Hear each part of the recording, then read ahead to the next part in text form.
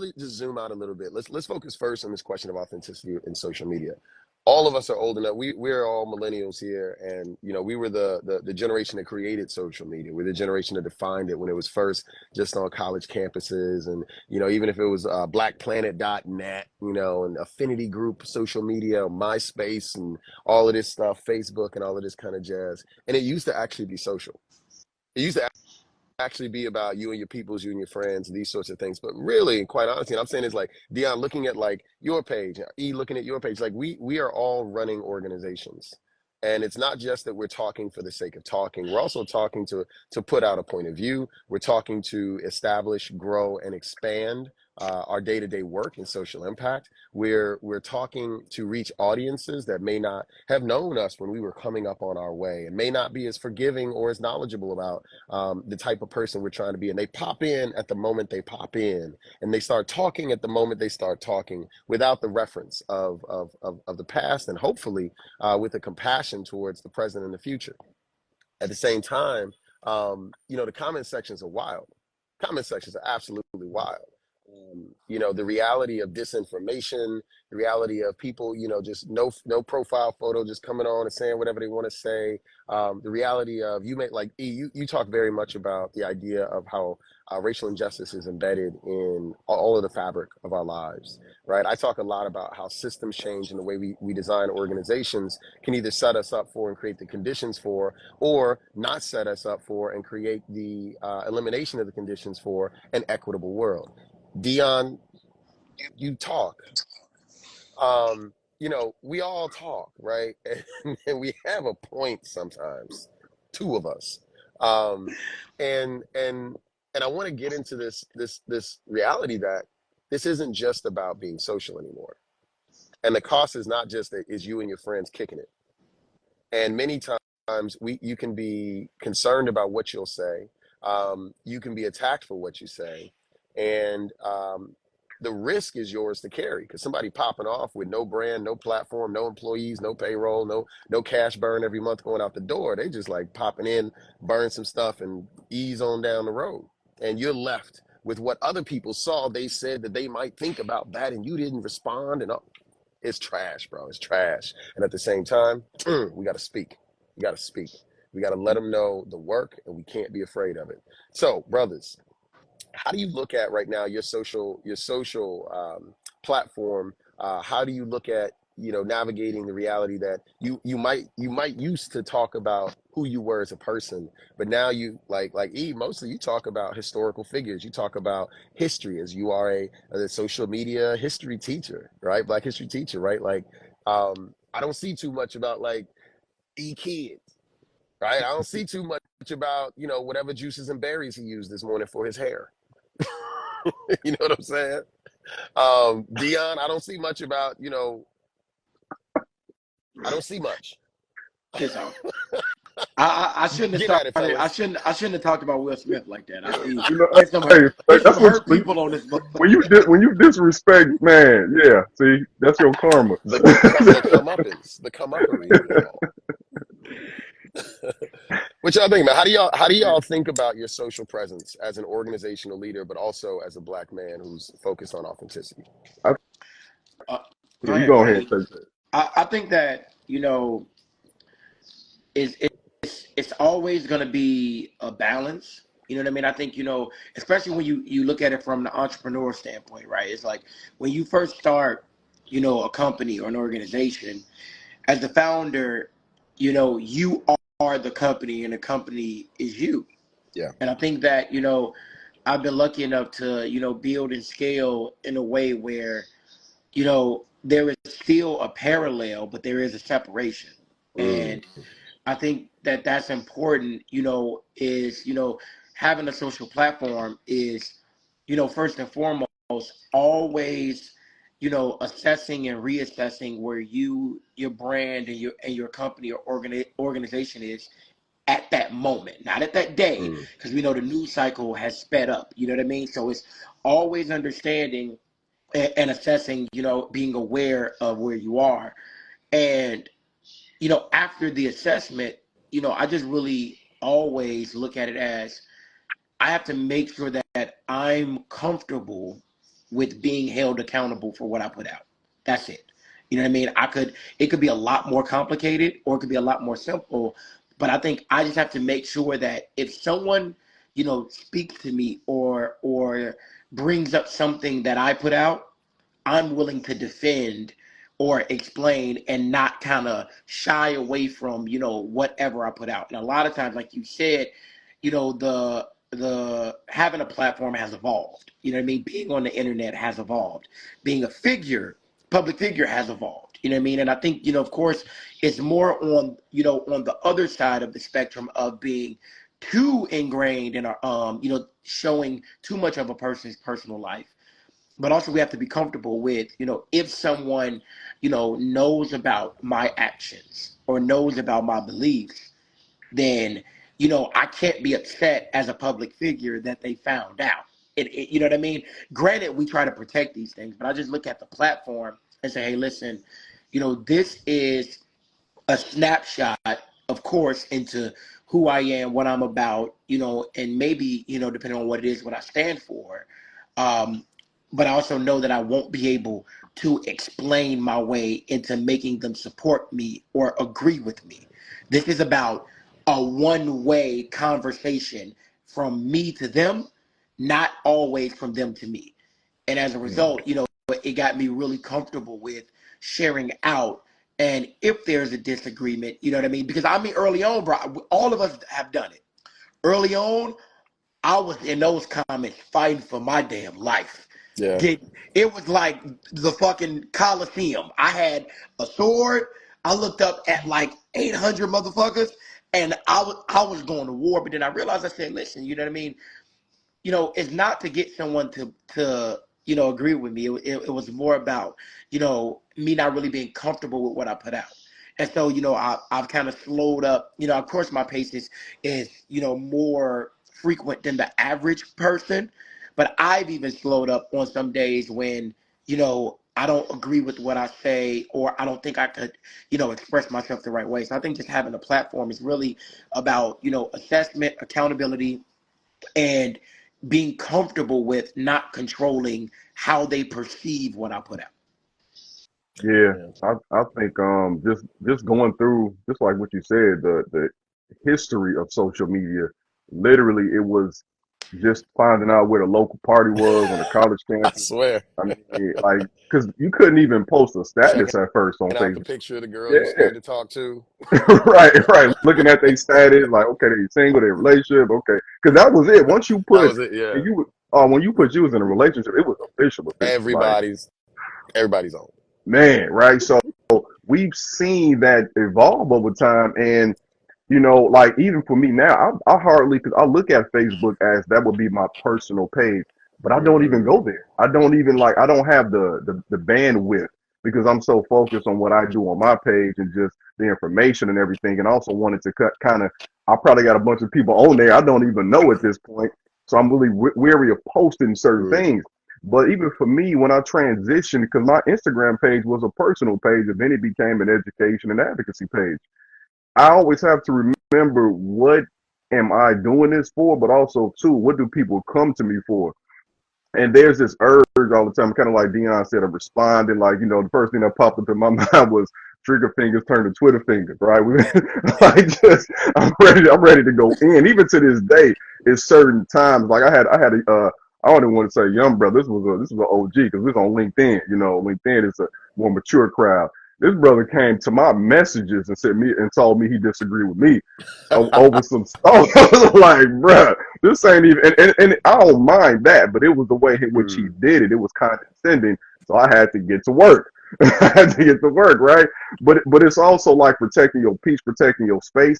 Sometimes I know I'm a post when I'm posting something, I know that it's probably going to, especially if it's something political, there are going to be responses that I don't want to hear, want to see, and I don't look at the comments at least for a few days.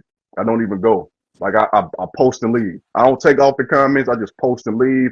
Do my thing. I'll come back when I have renewed energy, renewed perspective. Then I'll see what people are saying, and if I even want to respond. Because one thing I've realized is I'm not going to convince anybody of the work that I'm doing or that what I'm doing or you all are doing is correct through social media, through that type of interaction. It's either you already believe that or you're coming here to get a better understanding. Right. And I cannot recall a time in which me yelling at somebody has changed my perspective on something. There may be times I follow somebody willingly and I sit back and learn from them, but not me going into the comments and saying this is and that in a disparaging way. And I think even now we have to be very cognizant of how we respond and interact with people, because these are times when people want an immediate response from us on anything. Even if it's not our specialty, they assume we gotta know what X, we gotta know what Dion, we gotta know what Jamal thinks about this election, and what they think about Trump, and what they think about this, and what they think about that. But it's like people will try to take anything you say out of context and use it for what their own political game is, right? Yep. Especially depending on what we do moving forward. So I have to remember too, when I'm posting, I'm a teacher. I'm not a political theorist.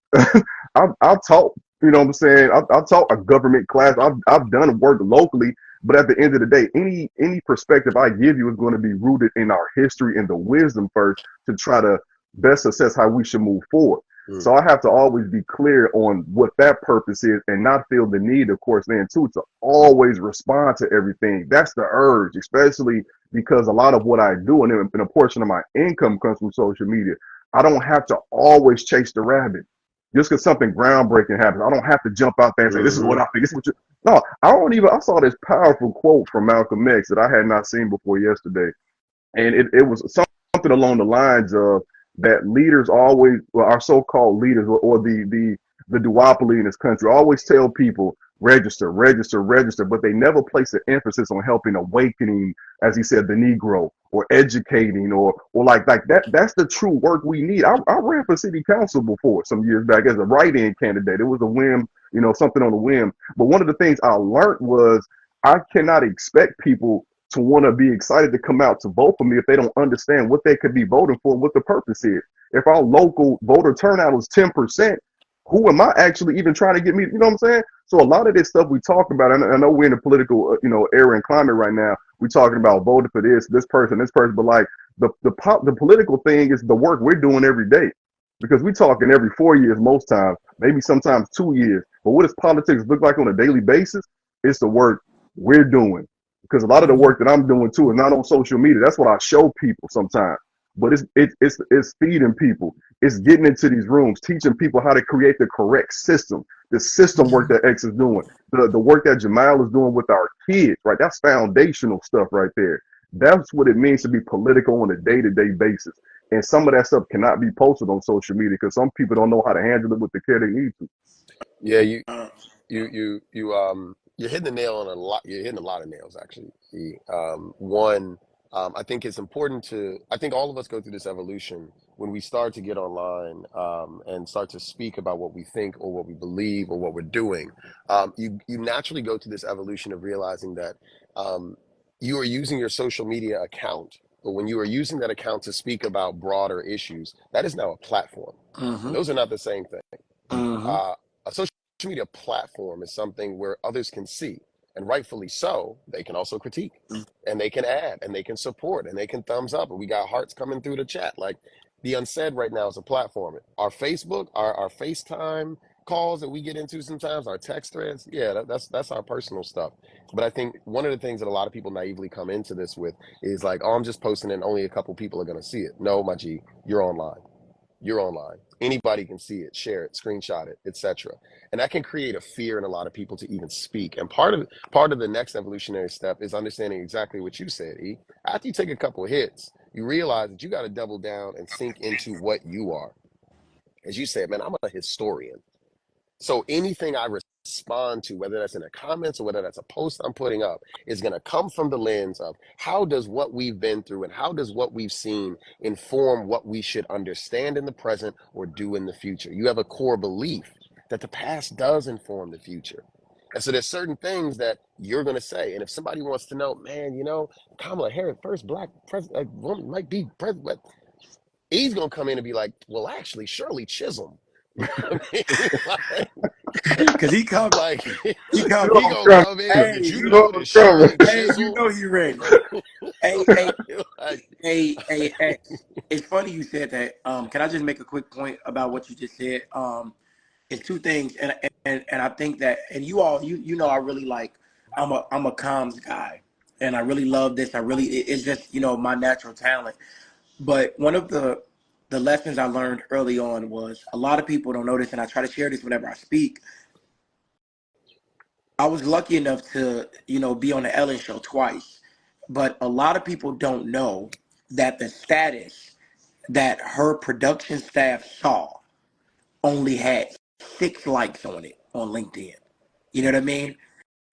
And that showed me that something that I thought no one saw Yeah. traveled The all the way to Hollywood. You know what I the mean? right people saw. Exactly. No, but even still, regard like just the idea that it traveled allowed me to have that perspective. And then what he said was, which is something you just really kind of brought up, is we always neglect to have the proper framing of connecting our access to the platform that we created. Back in the day, before this generation, they don't know the whole saying that went viral for our generation of, don't Drake and drive. You know what I mean? But what that speaks to is understanding and having the emotional intelligence and awareness of what what is accessible to you when you're in a different emotional state. And so Yeah, a lot of times, X, you that's got key. you got tens of thousands at your disposal on LinkedIn that if you're in the wrong frame, like state of mind, and you Bruh, type and listen, and we've delete done it where we that. typed it and we And we wiped it. backspaced it. And so, I think what you brought up a great point about understanding not only who we are and why we're doing this, but actually, where I am now and where we all should be in society is the pandemic taught us to not be anchored in the macro and divide down, but to be anchored in the micro and then multiply out.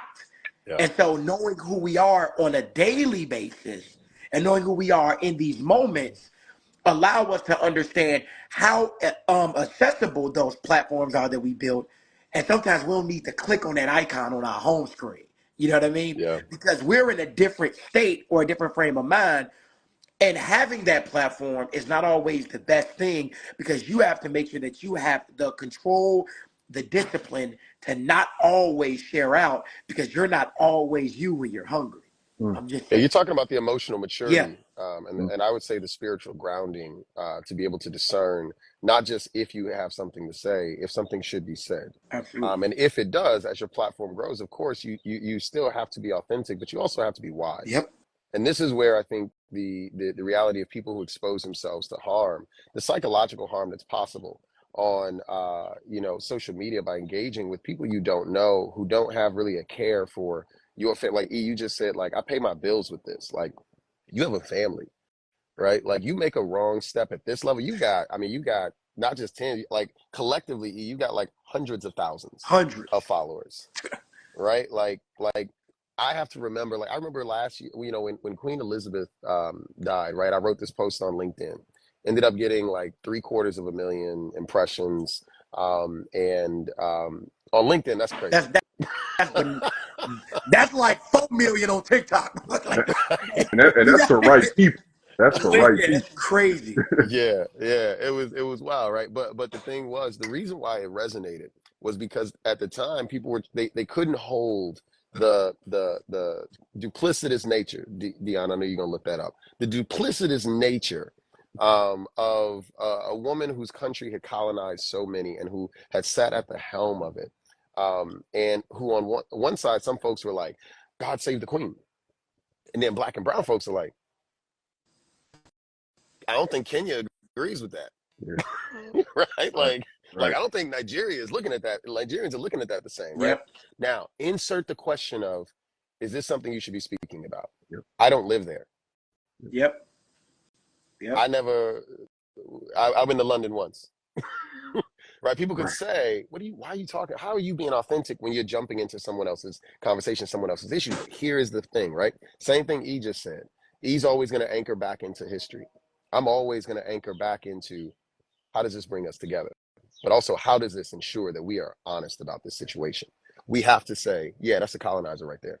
We have to say, yeah, that's a hyper-capitalist militarist, and it's a woman, and I don't care. The reality is that women can do the same stuff. Men, they can be just as problematic and harmful. If a woman's running the U.S. military, that means she got to kill some brown folks, because U.S. military kill brown folks. If a black man is running the U.S. government, that means that he's got to make sure that the poor somehow get a little bit more and the rich stay rich. That's the reality. How do you say that in a way that authentically communicates grace, invitation, accuracy, these sorts of things, right? That's what I know is my job to bring. Not just I'm not the same as a Charlemagne. I'm not trying to be either. I remember me and Charlemagne were on stage together, Chicago Ideas, and I was interviewing him about black men and mental health. And people were like, X, what are you doing on the stage with Charlemagne? Charlemagne at the time said a lot of problematic things about LGBTQ folks, and he was representing a brand of black male masculinity that many felt was very toxic. And they're like, X, that's not your brand. That's not you. Why are you up there? And I was like, because I'm exactly the right person to be up there. That's why Chicago Ideas said, hey, Right. X, we want you not to speak. We want you to run the thing. Yeah. Right? Like, because we know you can hold this thing in a certain way. This is what I mean by you have to be clear on what you are Oh to be yeah, authentic. And the thing absolutely. that I think gets people scared is when they feel one hit from being honest. And the reality is, I say this all the time. You may sound, people may think you're out of your mind when you say something one time. When I stood up and I said 2014 defund the police, people thought I was out of my mind. They're like, you must be out of your mind. Still to this day, when I say abolish the prisons, and now folks are saying, hey, man, we need to get a prosecutor into the top spot. But because that's a black woman, it's all good. Whoa, X ain't gonna sit here and just vouch for that with no Right. reprisal. Like, we're gonna be more intersectional than that. But the reality is you say it once, it's risky. You keep saying it. Well, now that's your reputation. Keep talking. Yeah. Keep And talking, and you'll I see the invitations, you'll see the growth, you'll see the platform, these sorts of things. But you're gonna have to talk while understanding, yeah, it's gonna be some people that disagree with you. That's the point of talking, to identify who agrees and who disagrees.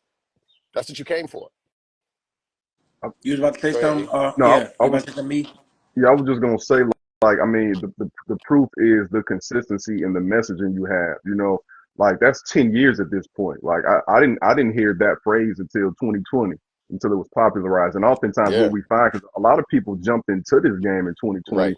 not having realized that people have been organizing for the latter Years. part, of decades. You know what I'm saying?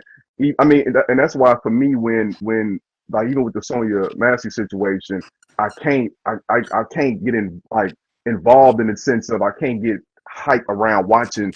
It feels like a mixtape release, an album release, man. I'm so Yeah, tired. Like it's so yeah, draining to my spirit, and it feels like deja vu. It feels like 2020. It feels like 2016, 2015, like Oscar Grant. You know what I'm saying? yeah, And I feel like in my mind that we're being played with. Like that, you know what I'm saying, that nothing's gonna happen. And also too, so in situations like that, my authenticity is I gotta protect my peace. I gotta protect my mind.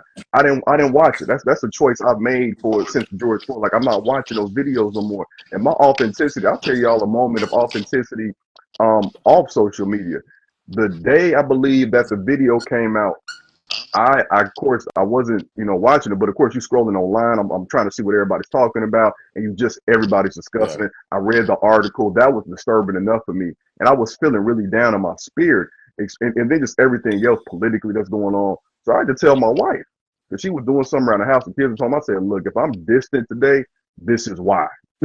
And that's something for me that's a big deal because I don't often communicate that clearly, but I felt myself growing and I felt the clarity of myself processing the emotions. I got 4 daughters. I got a wife. Like I got a mom, a sister. Like, you know what I'm saying? I got 3 aunts. Like I'm black woman raised. So when I see that type of stuff going around, I'm clear. I don't feel the need to tell my social media followers that, even though they might expect for me to respond and say something, but just being authentic in my life, I think it's very important for us to be able to process something like that. Absolutely. Um, I was gonna say something else, but I lost my Now, train of thought. So I'm gonna it's funny you say that because when X mentioned it, um, one thing that I've had to accept in order to maintain this because it takes a lot to maintain. yeah, You know what I mean? It's one yeah, thing to build a platform, but to maintain and maintain a public presence, and Yeah. to not only stand on who you presented yourself to be, but to like actually like be that person and keep that platform. I've had to accept that happiness and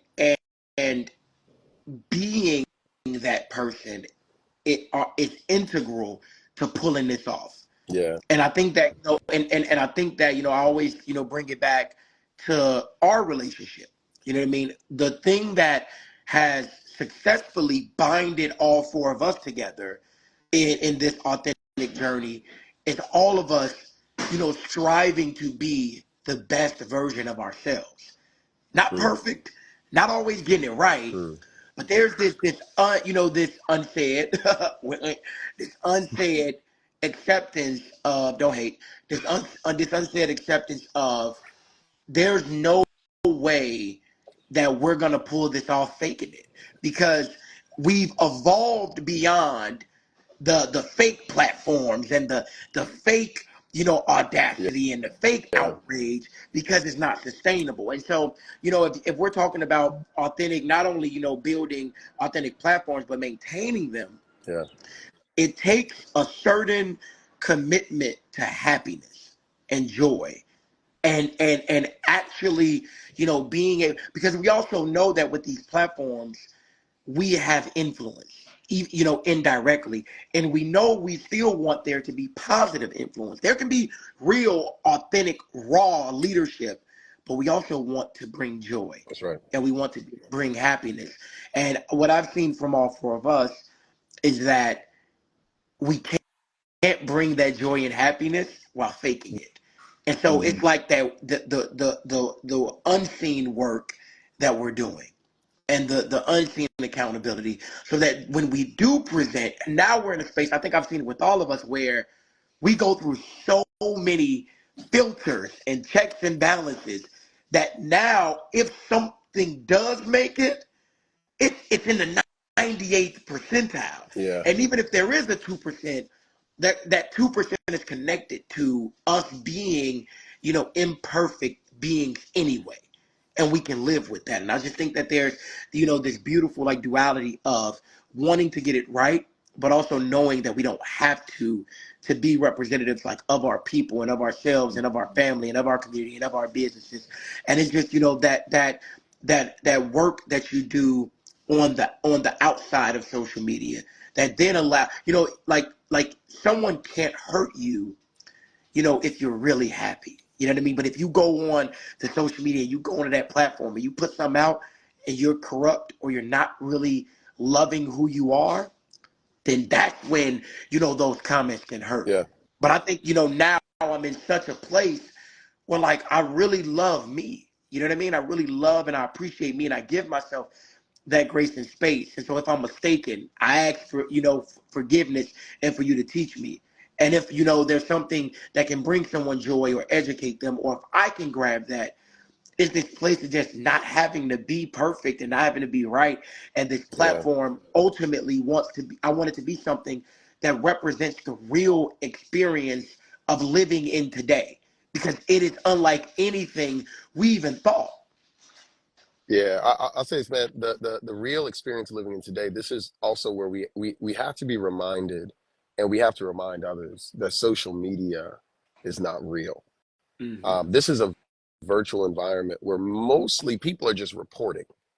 They're reporting what's happening in their lives. They're reporting what's Yep. happening in their organizations. They're reporting what they think. But the reality of the answer has to live in the world, the real world. And the people who are sort of the wheat from the tare, and the Bible talks about the wheat and the tare grow together, right? Like these weeds and these roses, they grow up at the same time. You have to be able to tell the difference, right? And the challenge here is that Dion, your work is reported on social media, but Mm-hmm. Dion Chicago's dream is all them brothers and sisters I see packing them trucks, Mm-hmm. riding around the city, making sure people are eating Mm-hmm. amid an economy of significantly rising prices. Your work is reported on social media, but I see it. Even your report is a video of you in an elementary school auditorium. Yep. It's you working with shorties. It's you equipping our people with the knowledge, the perspectives, and the wisdom to know how we can move forward when we bring our wisdom and our knowledge and our ancestors with us from behind. Like, your work is not here on this screen. If I didn't have Justice Informed, right, a consulting company, if I didn't have a company, I wouldn't have clients to work with to know what they're dealing with when a chief diversity officer is trying to get the CEO not to take the equity out of their strategy just because it's a little bit more divisive nowadays in this environment. But that's because I'm actually talking with those chief diversity officers, because the work happens in life, Hmm. not live. It happens in life. And this is the reality of what allows for authentic leaders to sustain their leadership. It's because we are not only giving an output of a constant report of what we are experiencing, sharing the recipes of the food as we create it, but we are also in the kitchen, and we at the grocery store, and we at the table. We're in real life. And that's where we get our testimony. And a lot of folks that are on social media, I think what makes them inauthentic is that they have no testimony. They have a strategy. You only get a testimony when you do a test. Hmm. You ain't got no test. Yeah, You're not alive. You're not doing anything. You're saying something. And as yeah, times change, you can tell the people who are still talking about it back when they used to do it. Yep. Man, you know, the way that these gangs set up, you got the gang lord over here, you know, he running everything on the, but boy, it ain't been like that in 25 years. Boy, you ain't been on the block. Who are you? What are you talking about? Yep. He gonna come in and be like, well, the plan for transformation, it displaced about 80,000 African Americans. And the ways in which it understood the Henry Horner projects and the Robert Taylor projects, this is where the centralization of Black lives were had, but also the conditions for social realities and relationships of these gangs. Now, when you displace that across the entire county, you have a different situation. The X gonna come in and be like, and it was the way in which we funded this through the CHA and through the Chicago police. Like, this is where, on that one point, one dude showing up thinking he Charleston, talking about the hood man. and these sorts of things. And we see, bro, that's old news. Yeah. You been out here? You Yeah. been out here? Like, for real, for real? I don't think you've been out here. I don't think you've been out Yeah, here, because that's just strategy for general times. We need a testimony for this time. yeah, Like, that's real. that's the food that the people need. And that's where, for anyone who's trying to just hop on social media, I would say get off social media and get to Absolutely. work. Yep. Get to work. Come back with your testimony. Yep. Come back with your wisdom, not just your interests. Yeah, I Come I back. think I think sometimes like for me this helps put social media in perspective. For one, the aspect of like it's the media, right? And oftentimes they like you were saying, they come to us. Humble brag, he was on Ellen twice. Like they come to us for the news. They looking at our page and then they decide what they gonna put on the networks and stuff like that. Look at these social media pages for the most part. Like these are like TV stations, Yeah. especially TikTok and Instagram. You're scrolling through like, or you can say a streaming app, right? You're Yeah. scrolling through a streaming app.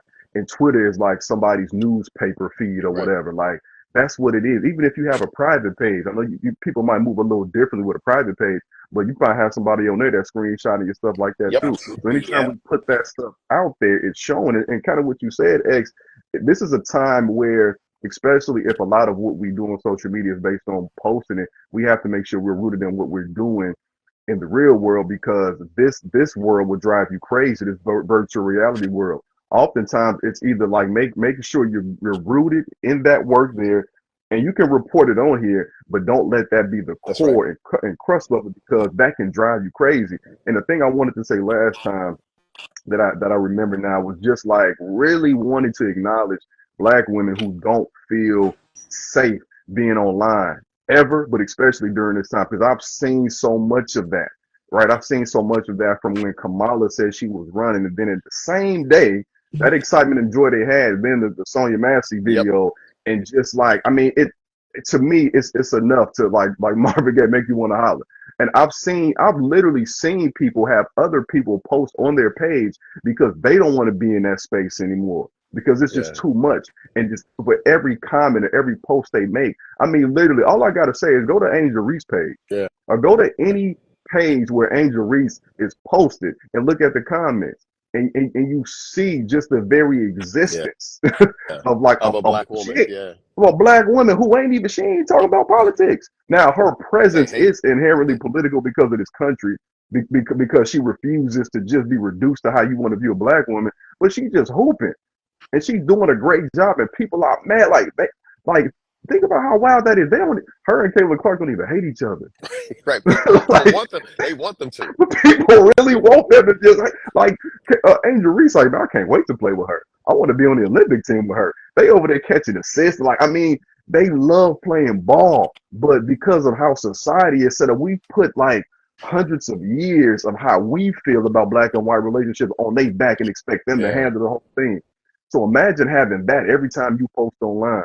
But that's why it's important. Metaphorically, her work is rooted on the court, though. Now she's gonna get brand deals and stuff, but we appreciate their more don't really for a lot of fickle fans based on their performance there. So like, Yeah. what's our performance out in that real world looking like?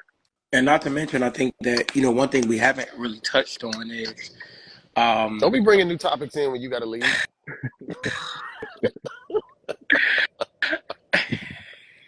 I'm trying to keep you accountable to your timeline, He my said, brother. handle this. hey, I Handle know, your brother. business. Hey, that was the most harmful love you've ever given me, right there. That was a dangerous like reminder. It's like, wake up, motherfucker.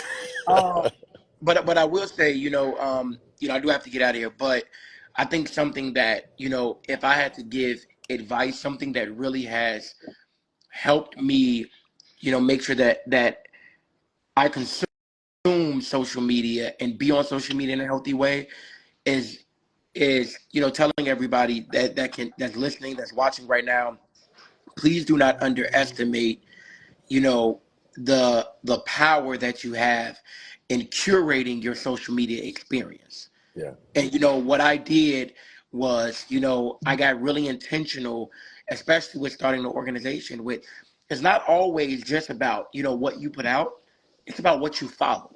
It's about the stuff that you allow into Consume. your ecosystem and you consume. And what I realized was that the more responsibility I held, and the more accountability I took on what I consumed, the more I realized like why it was so heavy. Mhm. And it's not to say you need to run from what's going on in the world, but I think, if you take what X said about, A, go live the real life, but then also when you get on social media, understand that, you don't have to consume the worst stuff. You know what That's I mean? right. Start purging yourself from the dangerous Get off rhetoric. the shade room. Yeah, Stop like following them. the stuff that actually bothers your spirit, and it doesn't allow you to live a happy existence. Get rid of it. And when I did that, it really changed my ability to not only go on and share out, but it also allowed me to really curate a beautiful experience. And so now I'm seeing more people like me who are trying to get it right. Yeah. I'm looking at, the happy stuff. And I think that if we do that, what I mean, it'll put you in a better place of understanding what you put out, but also what's around you, because you are a product of what you consume, whether you realize it or not. And if you scroll through 100 videos with nothing but death, destruction, negativity, politics, you'll be surprised that when you get off of there, it's Your whole changed bodies. Yeah. everything about how you feel. You know what I mean? And which is why I make sure that what I consume is intentional. And if there's people that I love, that I respect, that I go the extra mile to interact with them outside of social Yeah. media, because they also have a real existence that deserves to be cultivated and protected and loved. And if I can do that, then if I see them online, I'll be like, okay, they playing. I can move on because I know them. And there's a certain, knowing outside of social media that you need to have so that you don't take this shit too serious, man. But look, I'm gone, guys. I love Yeah. y'all, man. Stay Love you safe, too, man. bro. Great conversation. And please, if there's nothing else, like, please listen to what these guys are saying. Thank you guys for joining us, man. I'm out here, man. All Like, right. Bye. Peace, bro. Yeah. we could wrap it up soon too. 'Cause I got a 9:30, Yeah. but Yeah. I'll say this, E man. I think what's really resonating with me right now, because I'm thinking about your points around Angel Reese, I'm thinking about, the physiological reaction that I know a lot of Black women are having right now to the misogynoir, that some people they don't even know what that term means, the specific ways in which both the fetishization, the disempowerment, and the active harm is directed at Black women. Um, and we produce that out of things that we may say are just like false ideas of accountability Yep. that we impose on Black women that we don't impose on others. Um, Social media is dangerous for your body. It's dangerous for your body, and the spiritual principle of guarding your heart, like guard your heart when you know you can't take this, you can't see this, you can't be on here today. That's a certain individual responsibility that I want to encourage anyone who's watching this to consider for themselves, right?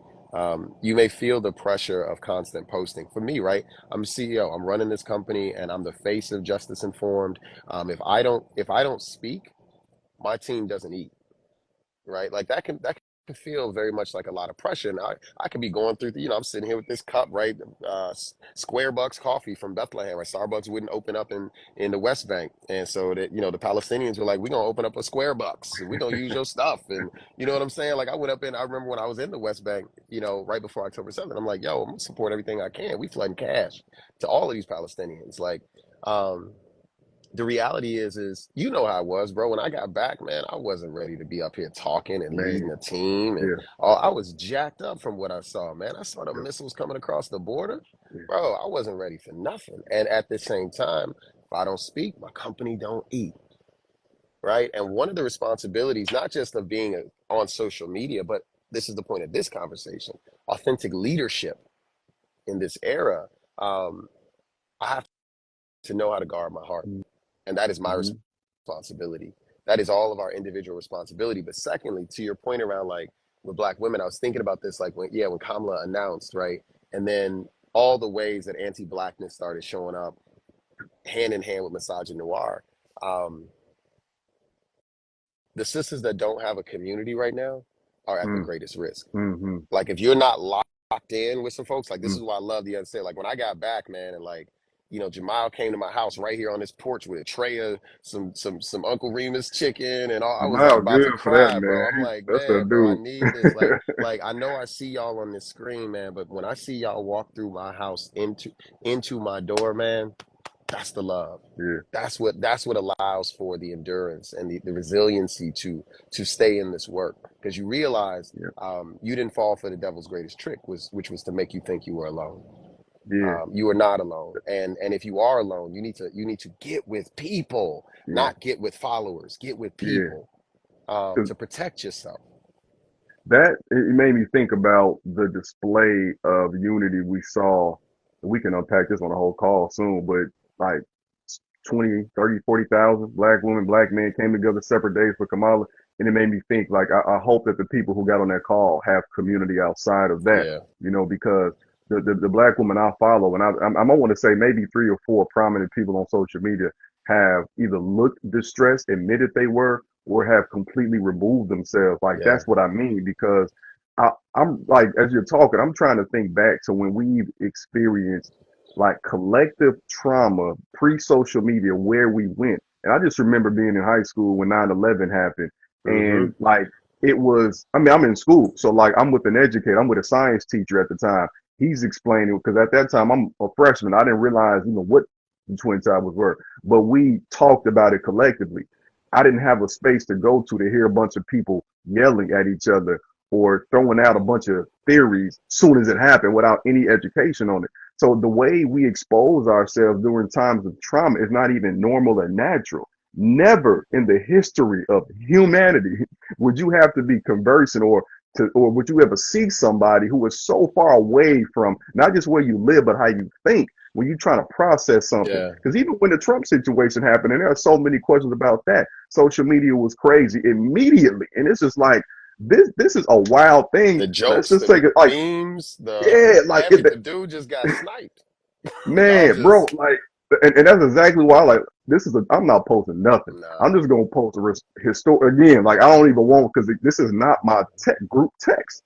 Social media is not my group text. That's This right. is where I want to, and I don't like the mainstream media like that. But this is the time where I want to just see people talking about it without other folks yelling around it. Yeah. And something else also that Dion touched on, I think is very important because I actually lived through this, but like the shade room thing. I remember for a while I resisted following because I know what they post, but then because I talk to kids a lot, I was like, well, let me just go in there so I kind of see what's going on. And now I'm following them several years later, and it was like and every time I log on, of course, Instagram is feeding me that toxicity. And it Yeah. got to a point where I said, like, I don't care about this conversation that they posted about here, and I unfollowed them. I'm kid you not, like my social media experience has been so much better because now at the top of my feed, I'm seeing people like y'all. Yeah. I'm seeing intellectuals. I'm seeing people who I follow who actually try to process these things from an intellectual level and not just react for clicks and follows. We have to be Yeah. very cognizant of first. Like my rule of thumb is whenever something crazy happens, I got to have a couple group chats I can process it in first, get all my crazy thoughts out and see what people think and sit back and look at people. Then I might, because again, like you said, and like Dion was saying, we have way more people watching than we Yep. know. Yep. And these people are expecting us and looking at us as leaders to direct them, right or wrong, right or wrong. But a lot of the people that we are reacting to, especially politically, they have a team of people That's who right. are telling them what to say. Like, I don't think people even truly Yeah. understand that Joe Biden probably ain't never, ever, ever, He ever seen never a wrote tweet, nothing. ever, ever, ever. He Nope. ain't writing nothing. Like they wanted him to step down because bro couldn't even read the teleprompter right. Or when he didn't have the teleprompter, he got to respond. Like there's a team that supports these Yeah. presidents. When Kamala, is responding to what's going on in Gaza and everything, like there's a team of people that said we got to write this way. Like we don't even hardly ever see these people from an Yeah. authentic lens. Especially from when they running and post election. The most authentic we're gonna see them is when they was coming up in the ranks and had no idea they was gonna Right. be the president. But that's when they were in the work, not trying to be a Right. face of work. They were Exactly. in the work. Exactly. And one of the things is the first title is authentic leadership. Authenticity requires a consistency of engagement, Yep. not just a consistency of the creation of ideas. Yep. Those ideas should be created in through the experience of life, Right. not through the ideas in your imagination. Right. Right? Like and at some point, and this is the challenge with teams, when teams take over your social media account, you now have you're going to create a different brand for your Yeah. platform because it's not going to be you and your experiences and the Yeah. tests that you're enduring in the world that are now becoming the food for others to consider. Like we're sitting here as two individuals, right? But we're talking through the lens of actually having to do the work. I'm about to go right back to the work after this. Right Yeah. back to the work. I'm about to go right back. And I just came from the work yesterday. Like you Probably going late. right back into it. You know what I'm saying? Like Yep. it's not like we're Yep. gonna be like, I did my job, social media Yep. for the day. I'm Yeah. done. No, my G. Nah. I got invoices to send. I got accounts payables to reconcile for my company. Yeah. I got team members to respond to. I got people to talk to try to understand how we can help them better navigate all of these lawsuits that are coming against DEI professionals right now. Like I got to get back to the work, and Yeah. I got to keep myself safe in there, and I got to Yeah. guard my heart, and I got to be wise, and I got to still face the fire, but but I have to face the fire as a fire myself. Like Yeah. it's I want to give people. yeah. No, I'm sorry, I ain't mean to cut you off. Well, I'm just saying that like it's the work is the work, Yeah. and authenticity requires you to be working, not talking. Yeah. Yeah. I love that. I love that. And I want to reiterate the importance of community, Yeah, the importance of that realness, man, because like to give people kind of a perspective what we mean by what's going on is like literally there are pages I've seen on Twitter that have been exposed as, I'm sorry, white men in blackface acting as if they're yeah, black women supporting Trump and stuff like that. yeah. Like we have no idea what are behind I'll get in the okey most of doke. these accounts. They Right. crossing y'all over. Y'all like Yeah, I mean, literally the bots for real, like the people who are making money off. Look, I told somebody this yesterday. I was on Twitter one day, and Twitter is crazy. I kind of like, that's why I don't mess with it. I like to look at all the craziness sometimes, but I went down the bad page one time. It was like somebody posted a page of like extremely racist. So I said, this can't be real. This page got 200,000 followers. It's like obviously, it's not even just like little short, like small puns. It is obviously anti-black, like some stuff you would have seen during the Jim Crow era type stuff. The page was not spammed. It wasn't Yeah. canceled. It was still living and breathing as a page. And the next time I logged on to Twitter, they started to feed me people who were talking like that too. This is how real. Like, and Yeah. then The it, algorithm it, helps you the out the destabilize algorithm, yourself. right? And if you feed into if you are not secure and authentic in who you are and the work you're doing, then you start to even question and be like, oh, maybe they got a And point. Then you start more going people down these disagree rabbit holes. with But me. then when And you, there's more people right, who hate me. right, Nah, and it's then the you go algorithm, out bro. in the real world and you so detached from how people truly are and truly living, and it's all because you stayed on this thing too much and so much. I So, did that, bro. I did that. That's what you remember 2020 when we started the Unsaid. When Dion called me and said, "X, I want you to get on this Unsaid, bro." He called me and said he wanted me to do it because I was struggling at a time mentally due to a lack of proximity, specifically to black mm, men. And I had been in my work, like in my industry, there's not a lot of African American men mm-hmm, doing this work. And I didn't realize how isolated I had become yeah, just in the 2 or 3 years post George Floyd. um, I just become very isolated, and I was doing my work. I was doing the work, but I wasn't yeah, doing it in community. mm, And what I started to hear more and more, and what was challenging to me was, really accounts from women who were just talking about masculinity and maleness, but they weren't being intersectional and understanding that black men are not white men. You can't mm-hmm, just yeah, all men need to yeah, and yeah, not understand what we face situationally as black men. The reality of the fact that George died because George was a black man. George mm-hmm, died because he was a black man. Just like our sister just died because she's a black woman. You can't right, just be talking about all women need to and not understand that the racial yeah, context has to be there, my G, every time, yeah, right? Like yeah, this is different. And I just wasn't hearing it in my space. And I saw people starting to just attack men, attack them all. I was like, man, they're going to attack me. Like, what, dang, what's going on here? And I wasn't locking arms with my brothers. And I had to go in and go through these accounts that I really, some of these are real accounts I respected, but these folks was talking wild. yeah, And they were getting more likes and more followers and more women class. And I was like, nah, this is making me feel like I got enemies in this world. And I know I don't. right, I know I don't. dang, And I know that I love women. I know that women love us. I know that black men are precious. And I know that black women are too. But that's not how I'm feeling because of what I keep exposing myself to and seeing. And I had to zoom all the way out, yeah, get up on it, go straight down my follow list, start unchecking, unfollow, unfollow, unfollow. And I remember how disorienting it was for me to say, I am actively choosing to not follow the accounts of some women. But it was because mm, they couldn't engage the intersectionality that would respect my individuality. mm, And I had to realize that my job to speak was being constrained by my inability to curb what I hear. mm, And as a mm, leader, that's going to affect my team. That's going to affect their lives. That's going to affect my clients. That's going to affect my family. That's going to affect everything if I'm not healthy and whole. It's going to affect my authenticity. It's going to make me afraid to be authentic. These sorts of things. So I had mm, to understand that, man. So I resonate so much with what you were saying. I know I threw out there casually like the shade room, and it's because a lot of this stuff was also coming through the shade room, yeah, right? It's coming through yeah, these, especially in the black community. We just, I mean, immediately, I mean, go ahead. I mean, if it's really giving weak, like they'll just say something like that. Just, you'll be like, my heart, right? Yo, I mean, really, one day in the shade room comments on any topic, man, you're gonna question like, yo, what this how we really like Don't for real? go. Don't do Don't it. go. It's the Oh, worst of us. yo, It's the worst of us. And God there's so forbid, many who are the best of us. yeah, God forbid any of us ever make it on that Bro, page. um, it's real. And on that note, Yeah, bro, thank you for chopping it up today. Also, just thank you for your brilliance all the time, man. I love likewise, seeing what bro. you're doing, seeing what you're putting out there, seeing how you love our people, and how you also love the world so much that you promote them being very clear about us.